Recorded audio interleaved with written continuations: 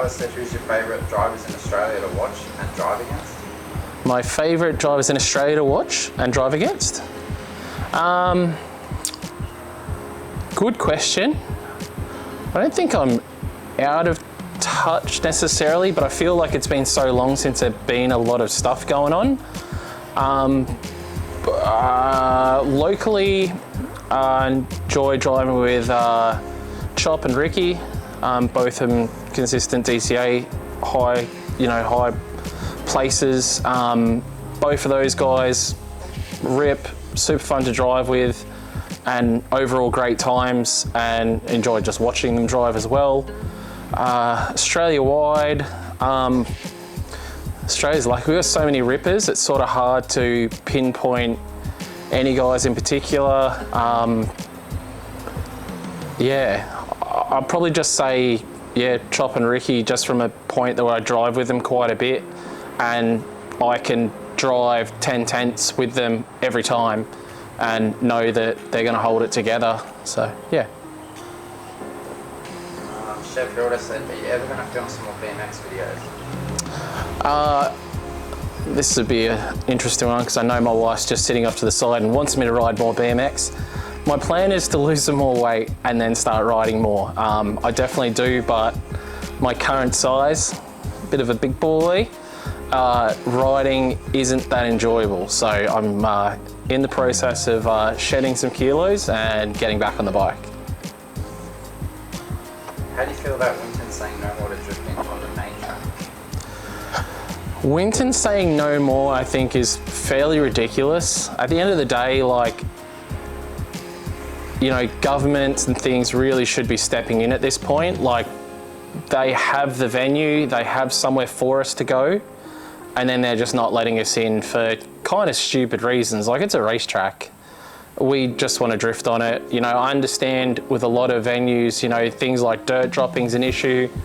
Just get tight on dirt drops. You know what I mean? I wouldn't say necessarily go fining people, but kick them off the track. Kick them off the track for extended amounts of time so they get it through their head that, if you muck up and touch the dirt, it's all right, but make them aware that, dirt dropping, deliberate, in holding your foot flat while you're off the track and things like that, sort of aren't acceptable. And I think probably the thing that gets me the most frustrated is they do try and blame certain sports for it, but at the end of the day, if you've ever watched any Hyundai racing, any HQ racing, any of that sort of stuff, they freaking destroy the track. They cut the corners, they're on the dirt, they're flipping, they are reckless. Honestly, they do so much damage to a track. But, again, motorsport, unfortunately, for the most part, Australia is, the old boys are still in, and drifting's still new. We have been around for 15 years now, but it's still new. So that's something we're just gonna have to keep pushing through until it's, potentially older generation drifters in charge, where luckily for my track, I was sort of that guy, and I guess it can be looked at on the other side of things where I stopped go-karts and motorbikes coming to my track because they were annoying. So I guess on the other hand, that's where they're at, is they like circuit stuff and drifters are annoying. So let's just get to the point where drifters are running everything and we can just kick them off for being annoying. Dustin Miles has asked when you're competing again. When am I competing again? Soon. World Time Attack Challenge. But I'll come over there and give you a good old whooping soon, Dustin. Don't worry about that. In your own car. Again. Sam ONZ has asked, if you were to compete in FD and could use any chassis, what would it be? Any chassis in FD? I would say I'm competent driving left-hand drive, and I feel like I can drive left-hand drive really well, but it'd definitely have to be something right-hand drive. I don't know, you kind of can't necessarily go past the S chassis like the Zs, but I feel like they're not light and chuckable enough. I've just come into a situation where I have a C6 Corvette and I haven't driven it yet, but I feel like it would probably be that because everybody's just been telling me they're an S chassis with more grip, and that's all I you know, I think the S chassis is fantastic. They're a little bit brittle, from a sense they kind of break easy. But you know, that feel, you know, pretty much you're just going to trying to get every car to feel like a good S chassis. But if you can get a good S chassis with more grip than an S chassis, aka a Corvette, that already comes with a, you know, that engine setup that is kind of what you need for professional level. So I would lean towards Corvette from a ease point of view, and yeah, grip, speed, all of that sort of jazz seem like they're a pretty solid chassis. And they're cool. They are cool. I think that, you know, they're a Chevy, but they're fucking cool. They are. Jared Law has asked, if you could do one big change to Archie, what would it be? If I could do one big change to Archie, I'll do it. That's the thing. One of the big changes I really wanted was a bank corner after being in America. Got it done. So it's just a case of getting it done. The next thing on the list for Archie is a jump. I want to get a jump going down there, and I've hit the jump. I've hit where I intend the jump to be in my old AU, and 4 wheels off the ground, and the landing was super smooth. All I can think of now is, especially now we've been approved at the drift park, is getting it paved so we can hit it in proper cars, because it's actually super fun. With a smooth landing, that's the key. I think, guys, a Bisu's kind of rough. You know, when you jump Minami, like when you land, it rattles you, especially in like an S chassis and stuff. In a JZX it's not so bad, but S or R chassis or anything, you get rattled on those landings. But the jump there, like I was jumping it with the Falcon with chop springs and blown out shocks, and it was still a smooth landing. So I think if I can get this line done the way I want it to, everybody will be getting 4 wheels in the air pictures from Archie. And I guess it was I try and, my hardest to make things happen. When I get them in my head, I try and make them happen, and I generally throw myself in the deep end. Like our Nico drop, I always wanted a Nico drop after driving Nico. So I just started digging up the track, and then all of a sudden we're like, wow, we need to get this done, sort of thing. That's how I'd sort of do it. We throw ourselves in the deep end and just dig our way out. Michael Gregor asked, 350 or 370 for drifting, what comes first? Dude, that's such a hard question. Okay. So 350 or 370? Very tough question. I love the extra power that a 370Z has. I hate how hot a 370Z gets all the time, oil-wise. I love the amount of lock we get with the GK Tech kit out of the 370. And you get a good amount of grip, but with that said, the chassis still feels heavy. Then you go back to like a 350 DE. They have nowhere near enough, well, not nowhere near, they don't have enough power. Mine might have got hot, but I didn't care because it's just a DE. Both chassis are indestructible pretty much. The 350 feels lighter, but then you don't get quite as much lock on the 350 kit as you do on the 370, I feel like, or maybe just the way the chassis is, it feels like more on the 370. It's a super hard question. I think if I was gonna build a build a comp car, I think I'd probably be like a 350, if that makes any sense. If I was gonna build like a race car, I'd probably do a 350 just because it feels lighter and more nimble. Where they still feel good, but I don't know, there's something a bit more chuckable about a 350. Hasbank 26 is asking, when will Mount Gambier happen again? Mount Gambier, I would hope to say this year. We had it all lined up for last year. Things were looking good. The council want it, you know what I mean? They want us back there for an event, so there's every chance it'll happen this year. Last year was just sheerly a COVID situation where it was just too risky, and then I think it was like 2 months out from the event is when they closed the Victorian or SA borders again, and it was just like, nah, we just have to pull the PID because it didn't make sense. You know, we'd potentially only be able to have South Australians there, and for an event of that stature, you know, we really need to have everybody there, and we didn't want to get stuck down there. We didn't want to take the chance of getting stuck down in SA and not being able to get home. Yeah. So hopefully this year. Liam Gregor asked, what's the funnest car you've driven? and it's kind of a two-part question, but also, what's your favourite engine and car combo for drifting? So funnest car driven. Jesus, again, it's these are hard questions from a sense of there's certain cars that are fun for different reasons, like driving like a big dick swinger, you know, like super powerful car is kind of fun and stuff, but it's also not fun doing one lap to a set of tyres. And then you've got super low powered stuff like the 350, which is just, you get out of the car and your face hurts. Like you're generally stopping because your arms are sore and your face hurts because you've been having such a good time. I'd say probably my happy medium there would be 886 with the beams. So just 200 horsepower, small, cheap tyres, you know, way cheaper to buy than a 265 semi-slick sort of thing, you know, a 195 15.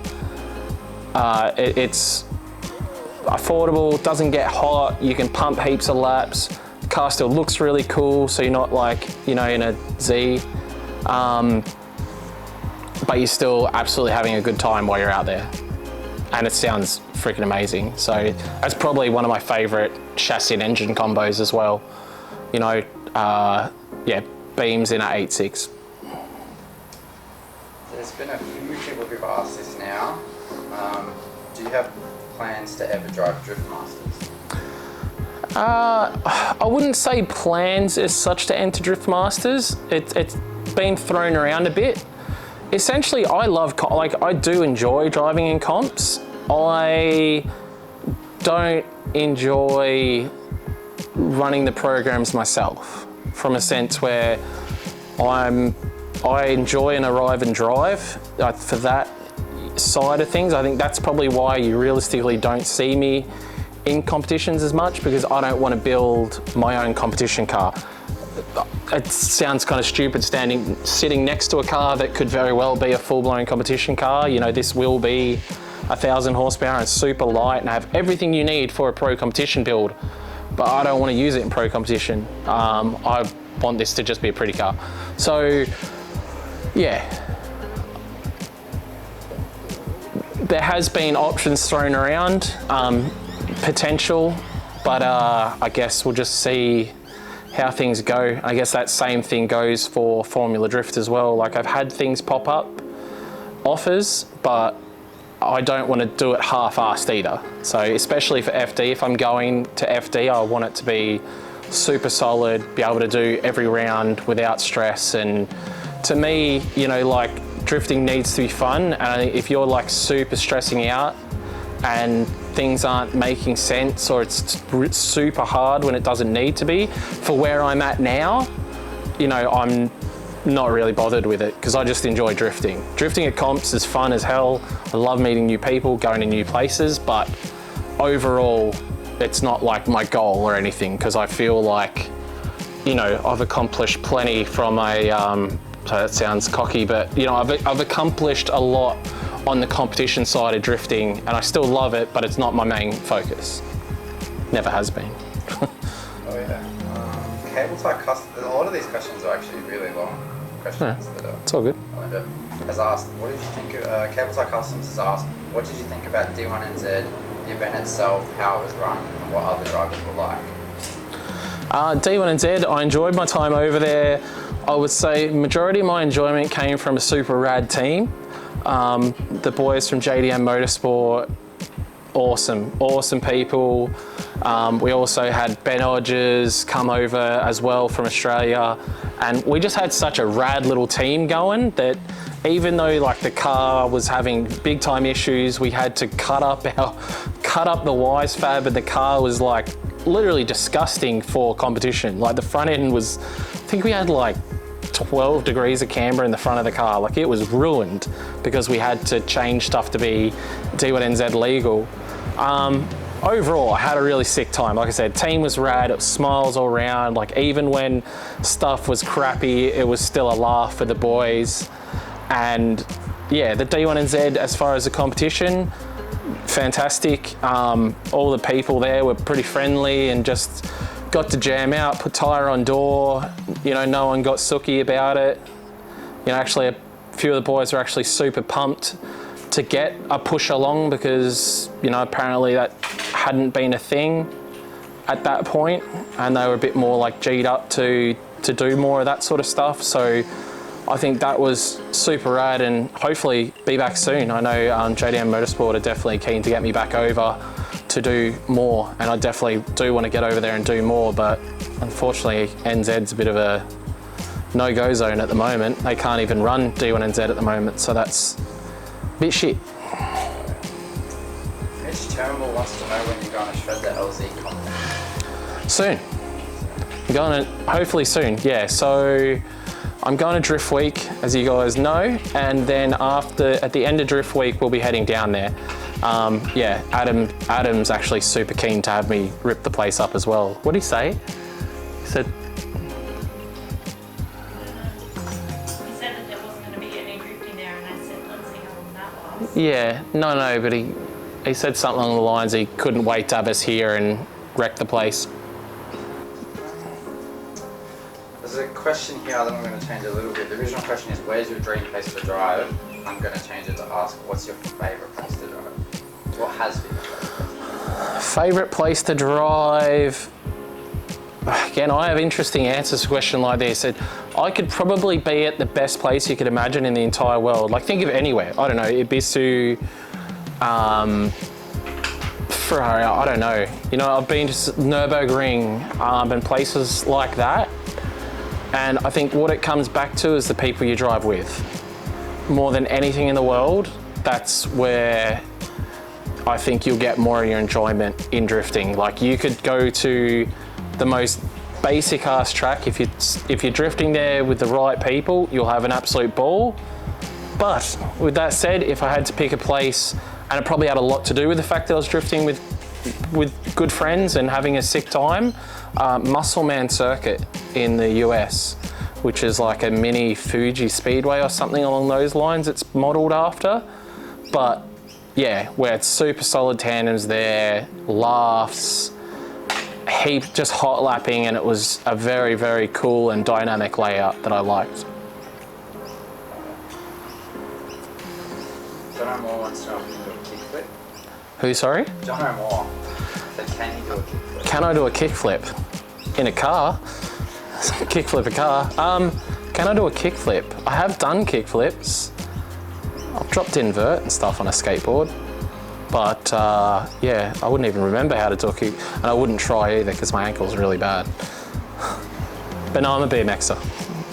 That's it. Connor Daniels said, have you got any thoughts on the new age drifters using domestic cars like Falcons, etc.? Honestly, my thoughts are that you got to do what you got to do. Like, you got to put it into perspective when, you know, when I was younger, you could get S13s. Well, when I say younger, this was only 5 years ago. You could get an S13 for a couple of grand. So they're really doing what they need to do. So it doesn't really make sense for your first drift car to be a $20,000, $30,000 these days rare car, and, you know, one little tap and you're talking about a $5 grand stuff up, where you can get a car that costs you as much as Sylvia's used to cost. It's already got a 4-litre motor if it's a Falcon. They work pretty freaking good. You got places like AU House doing, you know, pretty decent lock kits for a Falcon, and they do rip, and you do have a stupid amount of fun in them. And at the end of the day, you know, our domestics, their domestics, us drifting, like a JZX 100 in Japan is their Commodore. So you just got to put it into perspective, and there's probably, you know, there's nothing wrong with a turbo, you know, a Barra turbo Falcon. There's nothing wrong with an SS Commodore. Like, they make heaps of power straight out of the box. You can lock the diff. You can get lock kits for them now. I think Showtime Customs do a crazy lock kit for the Commodores, and then obviously AU House for the Falcons. You know, like, it just makes sense. You can go to Wreckers, you can get all the parts cheap, you can write it off, you just reshell it, only cost you a little bit realistically, where, you know, a pair of headlights for these things now cost you as much as a Falcon. So you just sort of weigh up your options. And you know, I'd love for us all just to be able to drive S chassis like we used to and beat them up, but those days are gone. And I think people need to chill out on, you know, talking shit about them, really, because it needs to be a situation that needs to happen. Otherwise, people aren't going to get into the sport. It needs to be achievable. Obviously, the first thing I say to people is, do you have money? Yes or no? Yes, buy a Z. No, buy a Falcon. Simple as that. And that's where it's at. And when I say money, it's not big money for a Z, but it's not S13 money. And you know, a Z is far stronger and better than to learn in than an S chassis. So it just makes sense. Get over the whole Aussie thing, guys, because it's happening. You're gonna see it, and you're gonna see it more, because everything else just costs way too much money. And if you want the sport to grow, you want new people, which you need to be able to then have track days, you need to just accept that the boys are coming out with their Commodores and Falcons. Yeah. True, Lulu? That leads into the next question. What's the best entry-level drift car at the moment? Z. Simple. Z. Buy a Z. If you're not buying a Z for an entry-level drift car, or just a seat time car, you're an idiot. If you can afford it, don't stretch yourself beyond. If you can't afford it, go get a Falcon and send the crap out of it. Shit, what do we got here? It's all kind of the same question. Shore Project asks if you're going to be driving QR Matsuri. No. Too many tyres, jacked up price, and longs in summer. Crazy. Not my cup of tea, unfortunately. So I won't be there this year. Maybe in the winter one, we'll see. I don't know, there's a few things going on there that I'm not too fond of. I'm not saying don't go there by any means, but you know, I would probably, if I want to drive on a bigger circuit, I'll probably head down to Raleigh or even New South Wales. I don't mind morning sessions at Queensland Raceway. I think the morning sessions are good, but the Matsuris, especially with the lines, it's kind of not really up my alley. It's a long time waiting in lines and things like that. And especially with the new rules, I couldn't even imagine sitting in line with longs on in Queensland summer heat. Yeah. I'll probably end it here because this is a bit of a big one. The Noodle Drifters asked, what do you think makes Aussie YouTubers struggle more than anywhere else in the world? Oh, it's a numbers game. We don't have people in Australia. Simple as that. So when they say we're struggling, I guess if you were to comparatively look at our audience here in Australia, because that's the thing, YouTube's not pushing our videos in the States. If you're an Australian YouTuber, they're pushing it to Australians. I know that just in the sheer fact that I was in the States, they were pushing my stuff in the States. So, you know, and I was getting a lot more reach when I was spending time in the States. And it wasn't even because I was collabing, it was literally just, it was getting out to more people based on where you are. And the sheer fact is we don't have the numbers here in Australia. So that's one of the things when you talk about America and Australia. I think a successful YouTuber here, to be successful here, you know, 100,000 would be insane here in Australia. That's multi-million if you were to convert that across per capita to America. So I think that's probably something people need to take into account, where someone that's hugely popular, you know, in the States is still a small fry in their overall scheme of things. Same as, you know, here in Australia, you know, someone with a bigger following for Australia. I think that's the main thing. You need to, how to explain it? You need to take the numbers into account per capita. You know, Australia only has 23 million people. There's 20-something million people in New York City. So, and then you've got the rest of America. I think it's 200 or 300 million or something. Do you know? Something insane. So you got to take it into account that they've got more than 100 times the population we do. So I guess I look at it from a situation like I'm nearly at 40,000. I think comparatively, I'd probably be at 500,000 if I was American based, just off what I've been doing. If you were to do the numbers, you know, I think, and one of the things with YouTube is obviously the more followers you get, the more you get. It like snowballs, I guess. So yeah, I would say that's one of the biggest things. And the hardest thing for a lot of us now is I wouldn't say a lot. I've only been doing it about 2 years now, or a bit over 2 years. And there's guys in Australia that have definitely been doing it longer than me, but the last 2 years, what have you been doing? You know what I mean? Like, we've been stuck. We've all been stuck. You know, if you're in Victoria, like, how many videos in your house can you make? You know what I mean? So if you had a YouTube channel in Victoria, you're kind of screwed. And even up here, all I could do was be here at the house or go down to the track. So it left it super hard to make content over the last 2 years. So I felt like a little bit stagnant from that sense. I've been still trying to do as much as I can, but you know, I think the traveling and all that sort of stuff, once we can do that again, will help, you know, a lot of the Aussie guys get out there and get things happening. But overall, I think it's a numbers game, and we just don't have the population here in Australia. And I think it's the same as anything. Like, you know, if you were